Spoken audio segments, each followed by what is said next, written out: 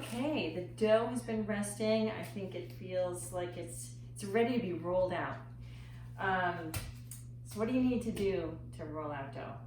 You really just need a surface and something to act as a rolling pin. You could have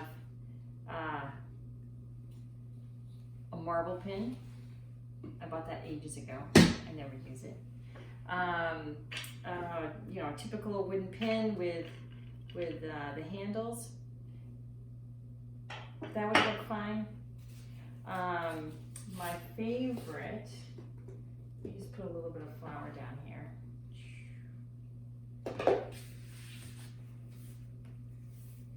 My favorite pin is this wooden,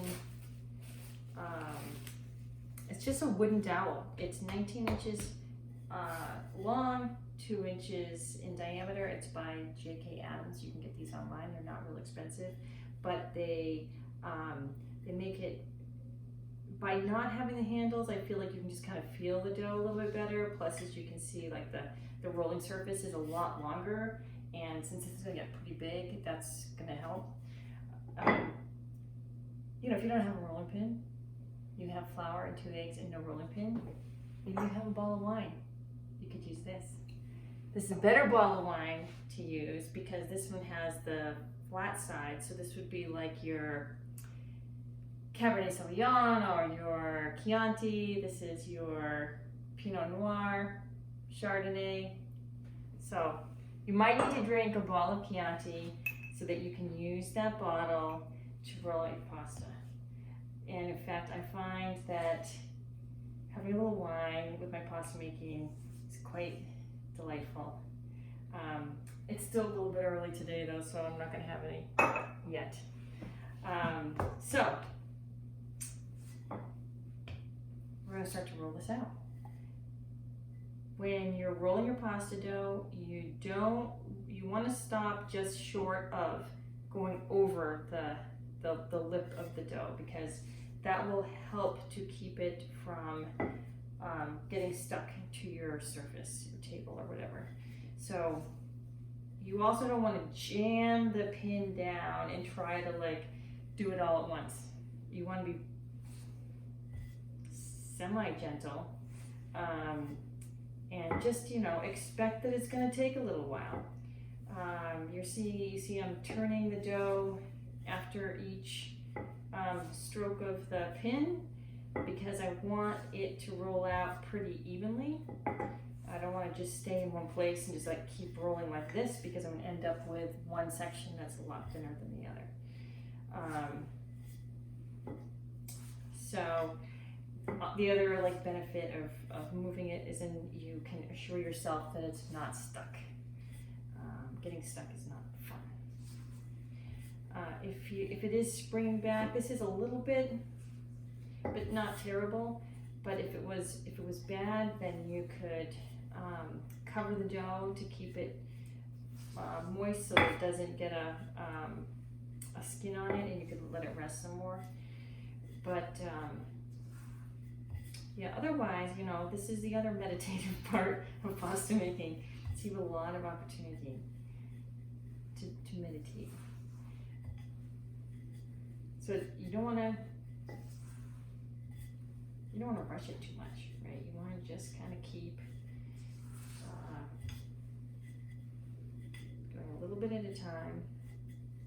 Ultimately, what I'm going to do is get this dough close to the size of this mat, right? So I think it's, you know, it'll probably end up like 22 by 14 or so. I could roll it out round. If I try to get a little bit more rectangular, which I would do by going in kind of one direction a little bit longer than the other.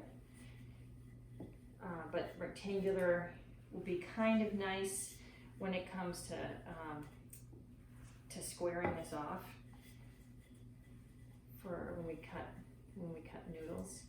But you know, don't worry about it. Basically, like, this dough is going to taste great, and no matter what shape you cut it in, and don't worry too much about what it looks like. So I'm gonna keep working this. It's gonna take a few minutes. In fact, I think I'll pay attention to how long it takes me so I can give you an indication about what you might expect. And I'll come back when the dough is closer to being ready to be cut. Okay, the dough is it's pretty big at this point. It is relatively thin. It's sort of like a, you know, I know you could get it thinner. People say that you should be able to read a newspaper through your pasta dough. You cannot read a newspaper through this dough. I will confess that. This mat has some writing on it, and I can see the writing, but I cannot read it. Something that may happen, and it's happening to me, is you may get some wrinkles in the dough. And, you know, just kind of do your best to try to smooth them out. And, you know, again, it's not the end of the world. That's the beauty, is it's going to be edible, even if it has a wrinkle in it. It's going to cook fine. It's really, I think I'm making it worse at this point. If it gets big like this and it gets hard to flip over, this is where the pin really comes in handy. You can wrap the dough around it and roll it up and then flip it over. So I'm pretty happy with this. You can run your hand over to see if there's areas that feel like they're still kind of thick. To try to get it even. This feels pretty good. So now we go to our next step, which is we're going to cut noodles.